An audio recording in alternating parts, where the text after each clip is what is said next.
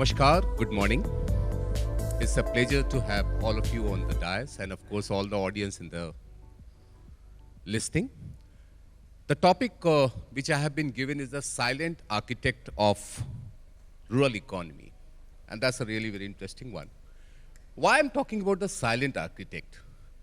If you go by the PLFS survey, which is a periodic labor force survey, and that says that the rural employment is much higher among the female and not the male.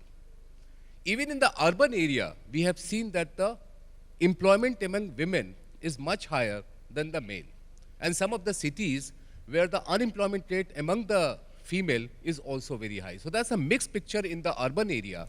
But when we talk about rural area, we are finding that the female are much ahead than the male. So let me start with you, Sarbani. When we talk about the PLFS and when we talk about very higher female employment rate, how do you see this and what kind of role they play actually in the overall rural economy? Thank you, Shishir. And I don't know, I thought that कुछ महिलाएं भी आई हैं, so maybe मैं अंग्रेजी और हिंदी दोनों मिला के बोलूँ. बिल्कुल बिल्कुल. So it's very true and I come from प्रदान and आप लोग में से बहुत लोग जानते होंगे कि प्रदान पिछले 40 सालों से हम ग्रामीण इलाकों में काम करते हैं काफ़ी सारे राज्यों में. And our whole experience is with the women for their economic empowerment. And the time that we spend with the rural and the tribal women, actually वही हमारा अनुभव है and we don't go by any secondary data. So, and I'm very happy कि this is one area that we are talking about. And it's true that the labor force participation rate in rural India for women is little higher than urban. पर अगर आप उनके काम देखेंगे तो वो ज़्यादातर परिवार के अंदर जो उनकी काम है, जो चाहे वो खेती हो, चाहे वो पशुपालन हो, वो कहीं ना कहीं घर के अंदर के काम है, पारिवारिक काम है. तो वो that doesn't convert to any remuneration, sir. And क्योंकि उसका उनको पैसे नहीं मिलते हैं, तो आप अगर देखिएगा जो महिलाएं अर्बन एरिया में काम करती है उनकी इंडिपेंडेंस और जो महिलाएं गांव में काम करती है, इन दोनों में फ़र्क हो जाता है. And the other thing, the most importantly, as you said that most of the work are actually unpaid. खास करके अगर हम एग्रीकल्चर देखें और उसमें अगर हम देखें कि जो पैडी है या जो सीरियल है, गेहूं है, उसकी जो उत्पादन है वो ज़्यादातर घर में खाने पीने में ही जाता है, तो उसका उनको कोई बहुत वैल्यू नहीं मिलता है. लेकिन इससे पहले I am very happy the chairperson from NABARD, उन्होंने जैसे बताया कि जो महिलाएं एफपीओज़ में आ रही हैं, पीजीज़ में आ रही हैं और वो खेती बाड़ी को भी एक एंटरप्राइज की तरह देखने लगी हैं, तो वहाँ हम देख रहे हैं कि इकोनॉमिक एम्पावरमेंट हो रही है. But we have to understand the kind of investment, infrastructure, उनकी एसेट्स और उनकी ओनरशिप की ज़रूरत है, जो शायद अभी भी उतनी प्रायोरिटी में नहीं है. छवि, मैं आपके पास आऊँगा, चूँकि बात हिंदी में शुरू हो चुकी है तो कुछ बातें हिंदी में हम आपसे करते हैं. छवि, चूँकि आप सरपंच रहीं और 73rd जो कॉन्स्टिट्यूशनल अमेंडमेंट हुआ उसके बाद ग्राम पंचायत में महिलाओं की भागीदारी की गई, और अगर मैं आंकड़े देखूं तो लगभग 46% जो ग्राम पंचायतों में हैं वो महिलाएं हैं. तो इस ट्रेंड को कैसे देखती हैं और क्या ये समझा जाए कि ये जो पॉलिटिकल एम्पावरमेंट है, क्या वो इकोनॉमिक एम्पावरमेंट ला रहा है? बहुत बहुत धन्यवाद आपको and of course to the entire team for having me here and for that brilliant question. क्योंकि अक्सर लोगों को ये लगता है कि पॉलिटिकल पोस्ट मिल गई है तो उससे आप बदलाव लेके आ सकते हैं. Yes, it is a foot in the door and unfortunately हम 21वीं सदी में हैं, पर उसके बावजूद it's still just a foot in the door. मेरा ये मानना है कि the idea is fantastic. Yes, we do require that reservation because that's the only way women can find a seat at the table. But there is still an implementation flaw और उसको ठीक करना बहुत ही ज़रूरी है.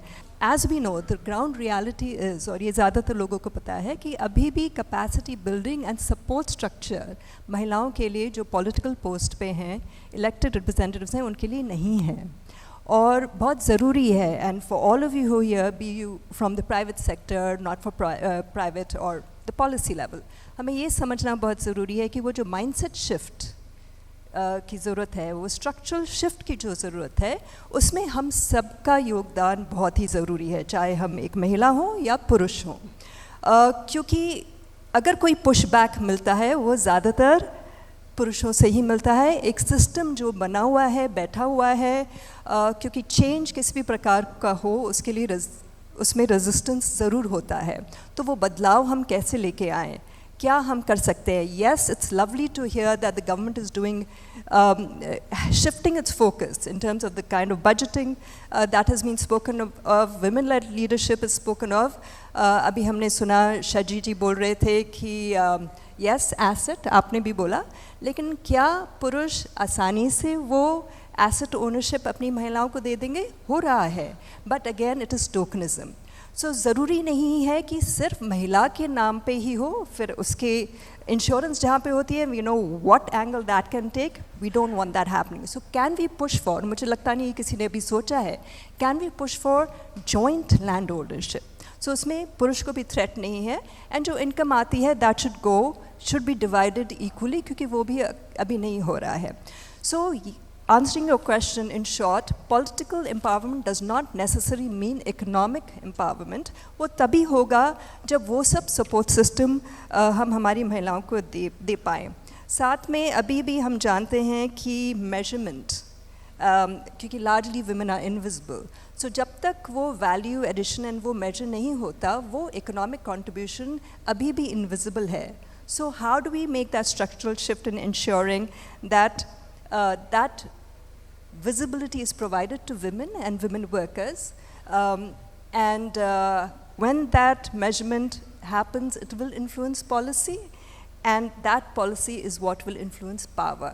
और जब हम पावर की बात करें, क्योंकि मैं एक सशक्त सरपंच अपने आप को मानती हूँ और रही हूँ, उसमें ज़रूरी है कि as a woman how do we provide the support to ensure कि जो वुमेन लीडरशिप रोल में है, सिर्फ पंचायतों में नहीं, इवन इन अर्बन स्पेसेस अगर आप देखें, क्या वो बजट का डिसीजन वो उनको दे पाते हैं, क्या जनता उन्हें वो अलाउ करती है, उनके साथ जो अदर इलेक्टेड रिप्रेजेंटेटिव्स हैं, खासकर पुरुष, I am sorry to say this but that is a reality, वो फ्रीडम उन्हें नहीं मिलता. How many of us are allowed to have a voice on the table? Most of us push for it, लेकिन क्या पुरुष अपने आप से आगे बोलते हैं कि आप महिलाएं, आप भी अपने इनपुट दीजिए?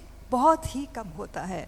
There are very few सशक्त पुरुष like yourselves that women like us get to meet, and that is what's missing, and that number needs to increase. जब वो translation होगा, I feel it is only then that that women's political post can translate into more meaningful economic empowerment. Yeah, that's a very interesting line which you shared, that political empowerment doesn't mean the economic empowerment, because there are certain gaps which needs to be fulfilled. Now I will come to Sanjeev. Sanjeev, Yara, in Hindi we call it as the dost, friend, right? तो ये यारा जो है वो महिलाओं के लिए कैसे एक दोस्ती की भूमिका निभा रहा है, उनके empowerment के लिए, उनके economic empowerment के लिए? Yeah, that's an interesting question. But before I would start, I would say that the topic should be silent and invisible women in agriculture, because we don't see women. And yeah, that's why I say invisible. They're there, but they're just not in part of the scenery. As we see in the back, we have 4 caricatures, 3 males and 1 woman. So I mean, not to be taken as criticism, but I mean, and I also make that same mistake. जब हम advertisement निकालते हैं, हम एक mail farmer को ही लेकर आते हैं, फीमेल फार्मर के बारे में बहुत कम हम बात करते हैं. To be honest, I mean lucky, I mean last पिछले 30 साल से मैं यारा जैसी कंपनी में काम कर रहा हूँ. यहाँ पे it's a Scandinavian company, and DEI is at the heart of everything that we do. That's extremely important. तो इंडिया में जब से हमने काम करना शुरू करा, the first thing was we should try and bring in female sales agronomists into the team. And when we went to, जब हम यूनिवर्सिटीज़ में जाते हैं तो वो देखते थे कि there were about 40 to 50% students females हैं. पर कॉर्पोरेट वर्ल्ड में हम देखते हैं तो 6 to 8% ही रहती है. तो क्वेश्चन ये था कि जाती कहाँ है, where do these women go? And when you look at the grades, I know male dominated है, यहाँ पे भी बैठे हुए लोग, most of them from agriculture universities. लड़कियों के नंबर लड़कों से ज़्यादा ही रहते हैं, चाहे आप 10th में लो, 12th में लो, चाहे ग्रेजुएशन में। So basically what is happening is कि जो मोर इंटेलिजेंट ब्लॉक है आप उसको हायर नहीं करते। तो we have made a drive on that. So we increased our let's say हमने एक तरह से try to assess ki what all do we need to do to make sure that the female sales agronomists are comfortable, like providing them with a car and a driver and night halls, hotels, so and so forth. Just make sure they're 100% safe, and then we have trained them and also educated जहाँ पे उन्होंने काम करना है, dealers and farmers, उनको भी train, उनको भी समझाया कि यहाँ पे हमारे female colleagues आएंगे, you need to be take care of them. That's one part of it.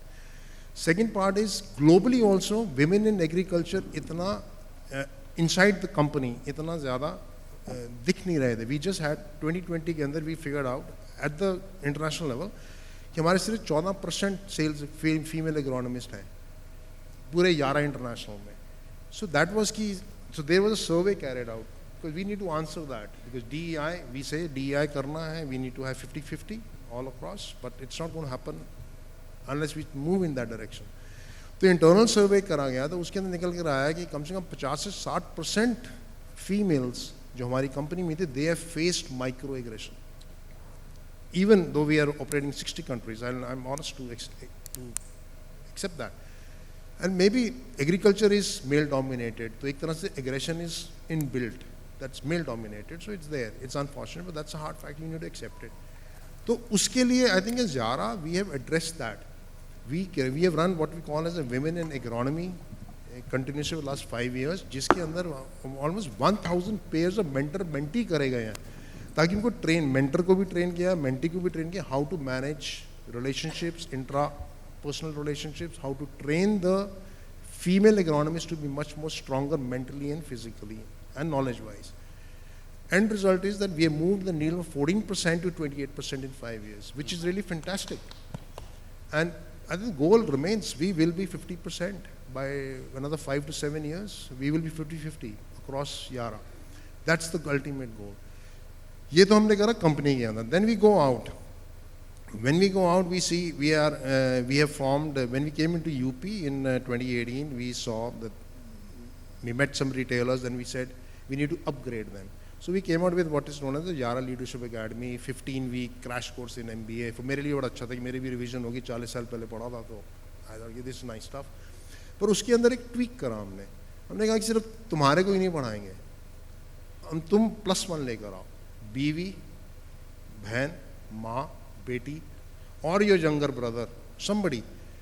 Otherwise हम नहीं करें, otherwise you are out. Otherwise you don't qualify. तो वो हमने करा. We have done 700 such retailers have been trained in the last 3 years, and out of them +1 50% are females. And the best story is that of a father and a daughter. She was 15 when she entered this course, and she's about 18, 19 now. Father was initially cribbing कि यार ये तो मेरी बेटी मेरे से पास मेरे को भी पास नहीं करने देगी. It was the other way around. The daughter ensured that the father passed the course. So that is how it is. So it is, and we see the business has gone up by 3 times with this.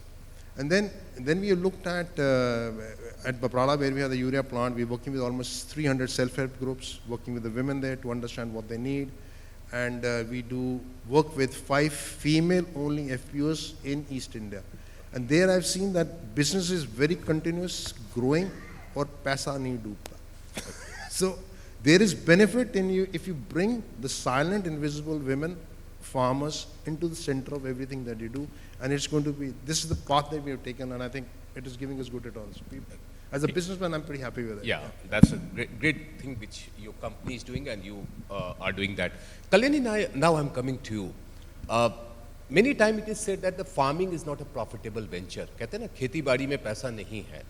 And since आपने अपने नाम के आगे लिख रखा है entrepreneur, और मुझे याद है कि एक सेशन में छवि आपके साथ कर रहा था और वहाँ पर एक लेडी आई थी जिन्होंने अपने आप को कहा कि मैं फार्मरेस हूँ, फार्मर आप मुझे मत कहिए क्योंकि मैं एक लेडी फार्मर हूँ मैं. So if I talk about the lady farming community, of course the overall farming community, when we say कि फार्मिंग प्रॉफिटेबल नहीं है, कमर्शियली वायबल बनाने के लिए दिक्कतें कहाँ आती हैं?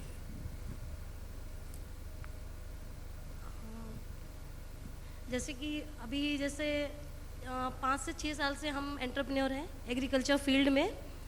तो सस्टेनेबल एग्रीकल्चर बनाने के लिए जो मेरा जो एक्सपीरियंस अभी तक झारखंड में जो हम देखे हैं, तो उसमें मेरे को लगता है कि हमारा जो लैंड होल्डिंग है वो बहुत कम है हमारे पास। और दूसरा हो जाता है हम लोग रेनफॉल पर डिपेंड आ जा रहे हैं कि जब बारिश होगी तो हम अच्छा फार्मिंग करेंगे। थर्डली ये बात दिख रहा है मेरे को कि जो हमारा माइंडसेट है लोगों का पहले था कि जो ट्रेडिशनल फार्मिंग है वो लोग छोड़ना नहीं चाहते, कि वही प्रैक्टिसेस वो कंटिन्यू रखना चाहते हैं। तो ये तीसरा फैक्टर्स दिख रहे हैं मेरे को। फिर चौथा में मेरे को दिखता है कि जो मेल डोमिनेटिंग सोसाइटी है वो वुमेन की बात को सुनना कम चाहते हैं। तो वो जो मेल बोल रहा है, और मेल हमेशा लोगों के ज़्यादा सुनते हैं, जो लोग कर रहे हैं उनका सुन के फिर वुमेन को वो बोलते हैं कि आपको ऐसे एग्रीकल्चर प्रैक्टिसेस करना है। तो मेल डोमिनेटिंग में हम लोग थोड़ा सस्टेनेबल एग्रीकल्चर नहीं कर पा रहे हैं। फिफ्थली ये कि जैसे फाइनेंशियली हमारा जो वुमेन के पास लैंड होल्डिंग के लिए कोई ऑनरशिप पेपर नहीं है, कुछ भी नहीं है, तो हमें क्रेडिट मिलता ही नहीं है कहीं से वुमेन को। तो वो अपना डिसीजन भी नहीं ले पाती कि मुझे इस सेक्टर में फार्मिंग करना है। तो इस पर हम लोग लैक कर जाता है। सस्टेनेबल एग्रीकल्चर कमर्शियल वे में करने में हमें डिफ़िकल्ट होती है। तो इसमें एक सॉल्यूशन जैसे आगे फर्दर सॉल्यूशन में ये कि जैसे मैं बायर का एक प्रोजेक्ट है जिसको बोलते हैं बेटर लाइफ फार्मिंग सेंटर, जिसमें हम एग्री एंटरप्रेन्योर हैं। तो हमारा क्या है कि जैसे हम एक एग्री एंटरप्रेन्योर है तो हमारे पास गुड एग्रीकल्चर प्रैक्टिसेस और अलायंस पार्टनर है बहुत सारे। तो उसमें क्या होता है कि जैसे अभी हम एक एग्री इनपुट शॉप है मेरा, तो हम फार्मर्स को ट्रेनिंग देते हैं गुड एग्रीकल्चर प्रैक्टिसेस करने का। और जैसे एक मैं वुमेन हूँ तो मेरे साथ वुमेन की कनेक्टिविटी बढ़ने लगती है, क्योंकि वो लोग मेरे साथ फेवर फील करते हैं कि मैं कोई भी प्रॉब्लम्स या कुछ भी शेयर करूँगी एग्रीकल्चर रिलेटेड तो मेरे फेवरेबल आंसर होगा, क्योंकि वो लोग कंफर्ट फील करती है मेरे साथ। तो इस टाइप से जिस एरिया में मैं अपना सेंटर्स ओपन किया वहाँ पे मेरे पास 500 से 600 फार्मर है, उसमें मेजोरिटी वुमेन फार्मर है, क्योंकि वो लोग मेरा सेंटर आना कंफर्ट फील करती है और अपना प्रॉब्लम्स को शेयर करती है। और तीसरा चीज़ हो गया कि जैसे अभी हम एंटरप्रेन्योर हैं तो वैसे ही 15 एग्री एंटरप्रेन्योर मेरे गाइडेंस पे चलती है कि हाउ टू रन बिजनेस। मैं एंटरप्रेन्योर हूँ, 5 इयर्स हो गया मेरा जर्नी का। अभी मैं न्यू एंटरप्रेन्योर लाई हूँ जो एक वुमेन एग्री एंटरप्रेन्योर है, तो उन लोग को मैं गाइड करती हूँ कि आप कैसे एक अच्छे एंटरप्रेन्योर बन सकते हैं। क्योंकि वुमेन एग्री एंटरप्रेन्योर बनना मतलब ठीक है मैं हूँ, बट हमारे पास मेंटली इमोशनली बहुत सारे थॉट्स चलते हैं माइंड में, नेगेटिव पॉजिटिव बहुत सारे। तो वो लोग रेगुलर उन लोग को फॉलोअप करते रहना पड़ता है ताकि वो एग्रीकल्चर में जुड़े रहे और अपना सेंटर्स को अच्छे से रन करें इन एग्रीकल्चर फील्ड। और फोर्थली पॉइंट ये कि हमारा जो BLF सेंटर रन कर रहे हैं तो उसमें एक मॉडल फार्म होता है हमारा। तो मॉडल फार्म के थ्रू हम लोग उसको शोकेस करते हैं, सारे जितने भी अलायंस पार्टनर हमारे हैं, तो वहाँ पे हम लोग ऑन फील्ड ट्रेनिंग देते हैं फार्मर्स को, ताकि वो लोग देख के सीख सके कि how to do agriculture practices in advance agriculture, कि एग्रीकल्चर हो रही है बट आपको प्रूव करके हम दिखा रहे हैं कि एक्चुअली फार्मिंग अच्छा होता है और ट्रेडिशनल वे को छोड़िए और थोड़ा सा एडवांसमेंट लाइए, नॉट मेजर चेंजेस नहीं करने बोल रहे हैं हम। क्योंकि जैसे अगर हम बोलें कि मैकेनाइजेशन लाइए, आप ट्रैक्टर खरीद लो या फिर बिग इन्वेस्टमेंट कर लो, तो वो हमारे झारखंड के बेसिस पर नहीं हो पाएगा। तो स्मॉल चेंजेस हम लोग ला रहे हैं by running Bayer better life farming centre. बस this is my Kalyani, Chavi, you want to add something? Yeah, please. Thank you Kalyani. I think Kalyani ने बहुत ही पर्टिनेंट एस्पेक्ट्स बोले हैं, और मुझे खुशी है कि सरकार ने अब केयर बजट के बारे में बोला है, addressing exactly what Kalyani is pointing out to. But इसके साथ साथ कुछ और पॉइंट्स मैं ऐड करना चाहूँगी in terms of where the challenges lie as well as what I feel could be the way forward. तो जैसे कल्याणी ने बोला, water is an issue, fragmented land holdings is a big issue, और वो across the nation बढ़ ही रहा है। उसकी वजह से खेती को हम वायबल इनकम नहीं मानते हैं। जो किसान है वो खुद नहीं चाहते कि उनके बच्चे किसान बने, which is a scary thought because the youth age of today, साथ में ज़्यादातर youth is the first generation educated lot, तो उन्हें लगता है कि working with soil is below their dignity. Yeah. So that shift needs to happen. So इसके साथ साथ हमारे archaic soil interventions हैं. That is where I think organizations, large organizations, have a huge role to play. Rising labor costs है, which again is sort of being addressed, but we have to see how that shift that the government has already spoken of is going to, what difference that's going to make. Middleman dominance continues to be a huge challenge. So as we heard in the previous note, there is that thought, there is that intervention, but how is it going to be addressed? I'm very happy to hear that from MSP we're looking at market structured pricing, but how do we empower our women to negotiate better? So I think these are things which are pertinent. What I feel the solutions can be is we need better water security, we need more interventions which go beyond chemical correction with long-term fertility management as far as soil health is concerned. क्योंकि ये private sectors जो which are producing need to make profits, distributors need to make profit, पर उसमें एक चीज़ बहुत गड़बड़ हो रही है, वो ये हो रही है कि जो wisdom of the past थी कि अगर मेरे पास जो जितनी ज़मीन है, what is the percentage of that intervention, raw material required, which could be chemical or otherwise, लेकिन उसका एक रेशो होता था जो बुजुर्गों को पता था, मुझे पता है क्योंकि मेरे पिताजी ने मुझे सिखाया था, लेकिन वो जो पुश हो रहा है प्राइवेट सेक्टर से उसकी वजह से वो विजडम भूलते जा रहे हैं और फार्मर को लगता है मैं जितना ज़्यादा डालूंगा जो भी रॉ मटेरियल है उससे मेरी उत्पाद बढ़ेगी, लेकिन उससे क्या हो रहा है, soil fertility is going down the drain. सरकारी इंटरवेंशन जो है, एग्रीकल्चर सुपरवाइजर्स जो होते हैं उनको सही ट्रेनिंग नहीं मिल रही है. अभी भी हमारे एरिया में water shortage is huge, water and soil salinity is huge. अभी भी जिप्सम बड़ी तादाद में फेंका जा रहा है. उससे क्या हो रहा है, कॉम्पैक्शन हो रहा है, it's reducing micronutrients, it's making reducing soil fertility, and nobody is talking about that it requires greater leaching and all of that stuff. And that intervention, I beg of you to ensure that the private sector also tells its distributors that, hey, share information, but share it wisely. You cannot push for profit, because if we lose soil fertility, we are gone forever. साथ में मेरा ये मानना है market transparency. Chavi, I will come to that, just those end points also. 2 points. Yeah.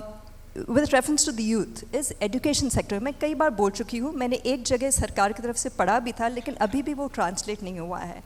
At school level, we need subjects related to agriculture, biodiversity, why it's important with reference to climate change, and also horticulture. These aspects, along with digital and financial literacy, even महिलाओं को, क्योंकि हम farmers हैं, लेकिन हमें सिर्फ एक helper के रूप में देखा जाता है. So yes, that shift in the narrative is happening, but क्या हमें बुक कीपिंग सिखाई जाती है, क्या हमें कॉस्टिंग मेथडोलॉजी सिखाई जाती है, ये सब चीज़ें सिर्फ महिलाओं को ही नहीं पर स्कूल लेवल पे भी ज़रूरी है. और जब प्राइवेट सेक्टर का इंटरवेंशन होता है, एक्सपोजर विजिट्स में अक्सर सिर्फ पुरुष ही जाते हैं और वापस आके उन्हें लगता है अरे वहाँ का तो ज्योग्राफी अलग है, हमारे यहाँ काम नहीं करेगा.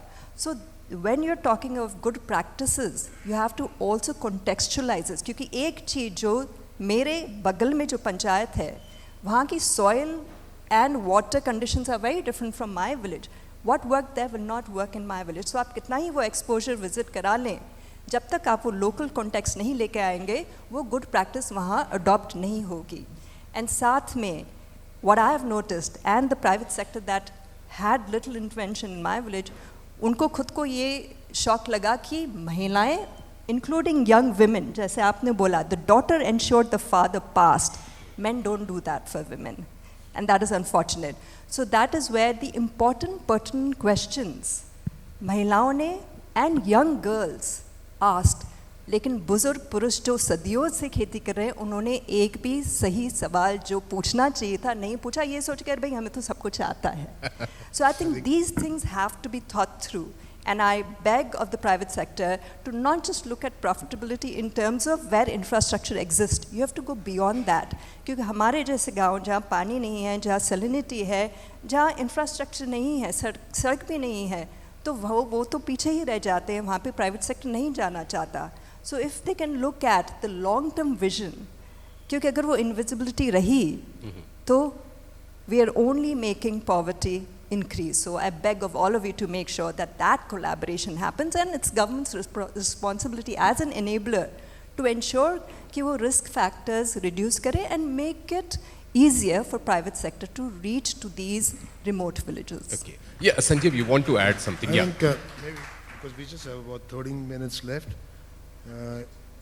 No, it's okay. But I mean, what we would do is after the panel is done, because I see a very worried look on his face, we can have a cup of tea and explain to you what we are doing, and then we can look forward to inputs on any improvement areas. More than happy to. Thank you. I would not have left you anyways. Let me bring one important point here. Since I have been a student of economics, so in economics we say that who is the best manager? And the answer is that the women are the best manager, because they manage resources much better than the male. I mean, of course, two males are there, but I can say that. And the other thing we say that whenever we talk about the allocation of resources, the economics says that there should be optimal utilization of resources. So women are the best. कहते हैं ना, घर में 4 रोटी बननी है, लेकिन सभी की भूख भी मिटानी है. That a माँ can only do that. एक माँ ये काम अच्छे से कर पाती हैं. We as a father, थोड़ा सा मुश्किल हो जाता है. I mean, I am also a father and you are also a father. So that is another thing. And the third thing which we say, a woman always has what we call in budget is a contingency fund. So you have consolidated fund and you have the contingency fund. So women always have a contingency fund. जैसे हम लोग कई बार कहते हैं ना, बच्चे जब आते हैं पिताजी के पास कि पैसे चाहिए, तो पिताजी कहते हैं अच्छा देखते हैं. The mother will say, let me arrange. और वो पता चलता है कि दाल के डब्बे में, चावल के डब्बे में, तकिए के नीचे, अलमारी के कोने में कहीं ना कहीं एक 500 का नोट पड़ा है. That is a contingency fund which works there. Why I have brought this issue? Because of the budget. And we all know that a female finance minister, and she is going to have a record. I mean, of course, next year she will be the only finance minister who is having 10 successive budget. Even the 9 successive budget is not that less important. So Sabani, I was coming to you about the gender budgeting. In the budget, one of the important document is one of the important chapter is the gender budgeting. And there we have found that there are 3 categories. One category is that where there's the 100% allocation, like Namo Didi and all those. Then we have the 30 to 60%, and then the third one is less than 30%. And what we have found that the budget estimate is much higher while the revised estimate is much lower. And if we especially go to the rural area where we are finding that the expenditure is much, much lesser, how it is affecting the silent architecture of rural economy? I think the gender budgeting itself in India, I think one point is इसे अच्छा से समझा नहीं गया, पहला बात है. Even जो पॉलिसीज़ बने हैं जेंडर बजटिंग अगर देखेंगे पिछले बार, तो जो प्रधानमंत्री आवास योजना, क्योंकि वो जॉइंट टाइटल है, उसको हमने पार्ट ए में ले लिया, जो स्टेटमेंट ए जिसको बोलते हैं बजट का. तो क्या होता है कि आप एक ह्यूज पैसा आप दिखा रहे हो कि जेंडर बजट में महिलाओं के नाम पे घर बना. But please remember, I agree what Chhavi was saying that ये जॉइंट पट्टा है, दोनों के नाम पे घर बना है. लेकिन आप बिहार चले जाइए, बहुत सारा जगह पे चले जाइए, अगर वो आदमी दूसरा शादी करता है तो घर से निकलना किसे होता है, किसे घर से निकाला जाता है. वैसे काफ़ी सारे केसेस हैं जहाँ पे वो जॉइंट पट्टा डजंट वर्क एक्चुअली, फ्रैंकली, क्योंकि हमारे समाज में अभी इतना गैप है कि वो जॉइंट पट्टा के चलते महिलाओं की जो वॉइस है, आवाज़ है, वो नहीं बनी. दूसरी बात है, जेंडर बजट जब हम बनाते हैं, एक बिकॉज आप पंचायत के साथ हम देख रहे हैं जेंडर बजटिंग जो पंचायत के साथ अभी हो रही है, हमने ये कोशिश की जो LSDG 9 है, लोकलाइजिंग सस्टेनेबल डेवलपमेंट गोल 9, वो विमेन फ्रेंडली पंचायत की बात कर रही है. हमने ये कोशिश की कि ये देखें कि महिलाओं की नीड कहाँ पे है. उनकी 2 तरह की नीड होती है, जो प्रैक्टिकल है और एक स्ट्रैटेजिक है. प्रैक्टिकल जिसको हम बहुत सोचते हैं, पीने का पानी है, हेल्थ है, एजुकेशन है. बट स्ट्रैटेजिक इज़ जहाँ पे हमने 50% रिजर्वेशन महिलाओं को दिया है. अब क्या है ना कि जो इन्वेस्टमेंट है वो अगर उनके नीड के हिसाब से हम नहीं बना रहे हैं, सैनिटेशन और वाटर एंड सैनिटेशन पे ह्यूज बजट गए हैं सर, पर क्या उससे महिलाओं की इस पोजीशन में बदलाव आई है. मैं झारखंड से, आई एम हैप्पी कल्याणी कि आप झारखंड से हैं, मैं ऑलमोस्ट 24 साल झारखंड में काम की हूँ. महिलाओं ने आवाज़ उठाना शुरू किया। शौचालय बनने के बाद भी जो पानी शौचालय में लाना पड़ता है वो हमें लाना पड़ता है, और वो शौचालय बनाने के लिए भी इन महिलाओं ने, एसएचजीज ने ही उस पर भी काम किया था। तो मेरा कहना है कि जब जेंडर बजटिंग की बात कर रहे हैं तो हमें ये देखना पड़ेगा क्या वो बजट डायरेक्टली उनको बेनिफिट कर रहा है कि नहीं। For all three you are saying, पहला वाला में सबसे ज़्यादा अभी भी, क्योंकि वो 100% है, तो वो क्या करते हैं, ऐसे स्कीम्स जहाँ पे जॉइंट पट्टा है जो कि एकदम एलोकेट कर दो तो हो जाए, तो we have to understand in a much better way. और मेरा मानना है कि जेंडर बजटिंग एक तो सरकार की है, बट जो पंचायत की जो जेंडर बजटिंग है अभी हमें उस पर फोकस करनी है। और हमने देखा है कि हर एक पंचायत जो अभी जीपीडीपी बना रहा है उसमें किस तरीके से महिलाओं ने बड़ा स्ट्रैटेजिकली 60 to 70% बजट उन्होंने अपनी both strategic and practical needs के लिए एलोकेट किया है। तो हमें ये थोड़ी और गहराई से समझनी पड़ेगी। Sarvani, I would just like to add what you were saying कि हमारा खर्चा कितना हो रहा है. You will be surprised to know कि Namo Drone Didi, which is one of the most popular scheme of this, the budget allocation for current fiscal year was 950 crore. Revised estimate is 100 crore. 850 almost shelved हो गया. Now for the next fiscal year, the budget allocation is 676. Now what will happen? We will compare with the RE and B. And we will say कि देखो हमने नमो drone दीदी के लिए कितना budget बढ़ा दिया, but why you are not talking about that 900 crore से 100 करोड़ आ गया. That is the issue which I wanted to highlight कि हम पैसा पहले अनाउंस करते हैं लेकिन वो खर्च नहीं होता है. क्यों नहीं होता, हमें उसके ग्रास रूट पे जाने की जरूरत है. Now Sanjeev, I will come to you as एक इसमें बहुत इम्पॉर्टेंट है, हमारे देश में ना जब कोई स्कीम होता है उसके अराउंड में एविडेंस हम नहीं क्रिएट करते हैं. मेजरमेंट, एविडेंस बहुत ज़रूरी होता है. हमने एक स्कीम अनाउंस किया महिलाओं के लिए, वो काम नहीं किया और हम तुरंत उस स्कीम का पैसा कम कर देते हैं. कोई भी प्रोग्राम है, ये समझने की ज़रूरत है क्या हमने उसके अराउंड के जो एविडेंस है वो क्रिएट किए, क्या हमने पर्याप्त स्टडी, देश में इतने बड़े बड़ी यूनिवर्सिटीज़ हैं, हमने उसका स्टडी कराया, जाना कि कहाँ गैप है. जिस देश में अभी भी महिलाओं के पास स्मार्टफोन नहीं है, वी ऑल नो कि क्या हालत है. घर में अगर एक स्मार्टफोन है तो वो महिला के हाथ में तो नहीं आती है. इंटरनेट एक्सेस आज भी बहुत कम है. Rural India, rural women are still they don't access the internet. तो हमको ये सारा चीज़ को देखते हुए ये सोचना पड़ेगा कि क्या ऐसा हम मैकेनिज़्म क्रिएट करें कि हमें पता चले ये स्कीम काम किया तो क्यों और नहीं किया तो क्यों नहीं. I am not against the digital India, but I am just saying कि वी नीड टू अंडरस्टैंड कि is it reaching out to the person who needs more. Yeah, that means that is why the outcome budget is very, very important. I mean, when we talk about the budget, what is the outcome of, and that should be measurable one. It should not just be that we have achieved this much target. That measurability is very, very important. Sanjeev, I will come to you. When I talk about, like Chavi was talking about how the private sector can support all the rural women and the rural women workforce. So, of course, Kalyani was talking about some help groups, self-help group and FPOs also. So, what kind of support you are providing to self-help group and the farmer producer organization? Yeah, I think that's an interesting question, and I was going to, we still have a tea after this, Chavi, right? Because I think your questions need more longer answers. When it comes to supporting farmers in general and also female farmers, we need to keep one thing in mind is that we have 140 million smallholders in India and 10 million smallholder farmers in India, women farmers. So it's a very difficult task to reach out to all of them. So starting point is that we have a physical approach. What we talk to the farmers is balanced crop nutrition. It's not about what I have in my warehouse that I would sell. What is the crop stage? What is the crop requirement? What does the crop need to grow to its potentially getting closer as possible to the yield potential? And that is what we have as a crop program. And that is what we train our farmers on that. Okay. So that's on the physical side, we do almost about 50,000 farmer meetings across India. We did almost about 20,000 demonstrations across India last year. And then on the digital side, what we have, what we call as a farm care, through which we handhold the farmers from seed to harvest on how to manage their crop. And we have almost about 6 million farmers on that who have downloaded the Farm Care app. And almost about 150 to 200,000 farmers log in almost every 15 to 30 days or so and so forth. So these are some of the 2-3 initiatives that we do. We need to be very clear in India that that when we compare ourselves with the yields of top producing countries, we are something like about 30% of that.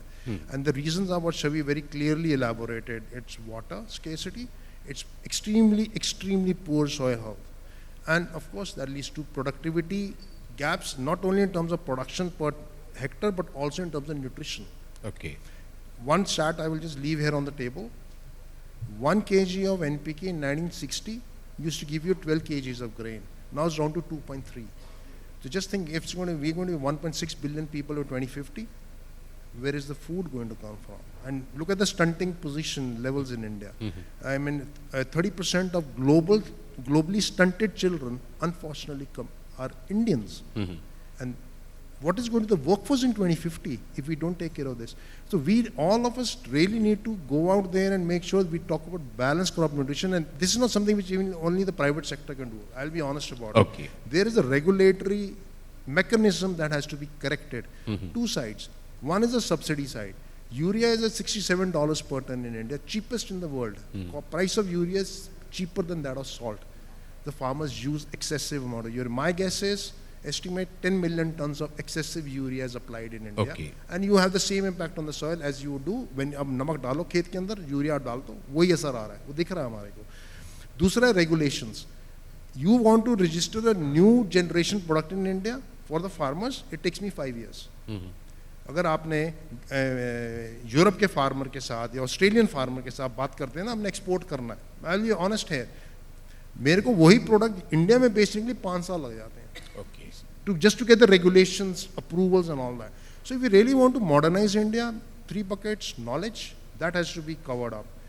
Take care of your soil and water. That's extremely important. Then regulations have to be in favor of enabling the farmer to make the right decisions. आज के दिन आप कहते हो किसान को urea, DAP, NPK डालोगे यार, वो सब्सिडी है, बाकी आप छोड़ दो.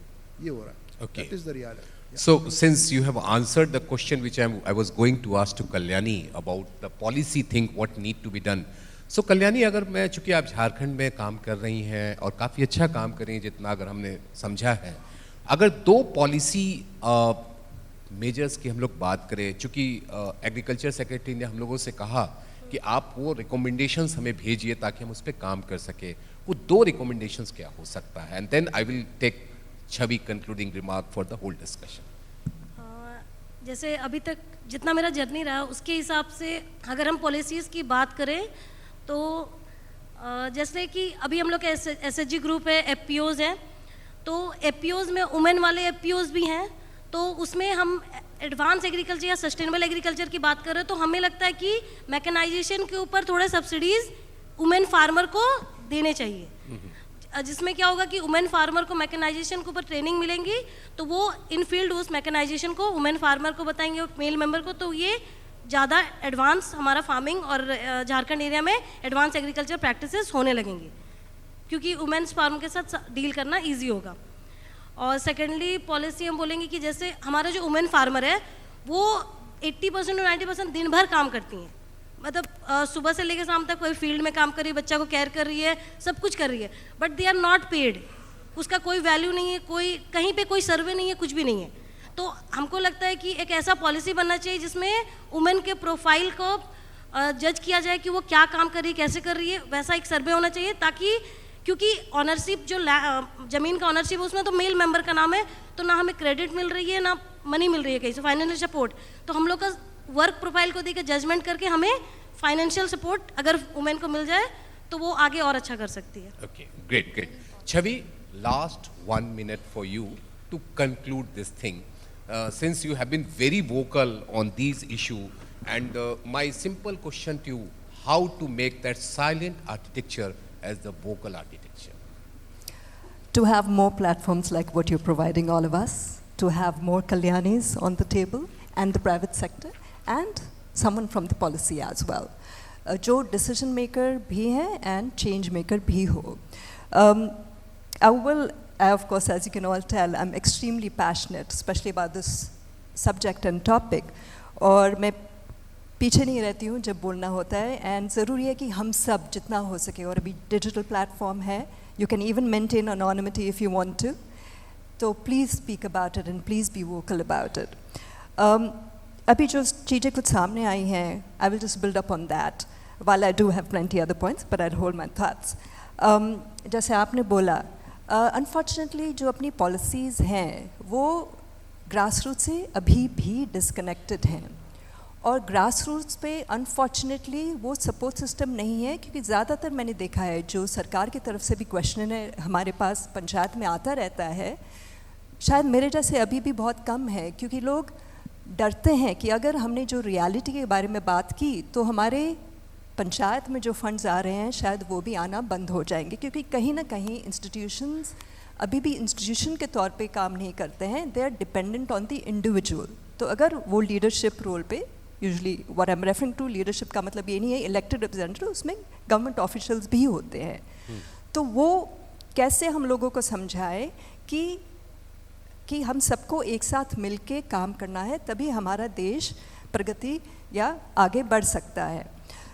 तो सॉल्यूशंस जो सरकार की तरफ से, exactly what you said, yes great schemes, पर उसमें most of them are very reactive.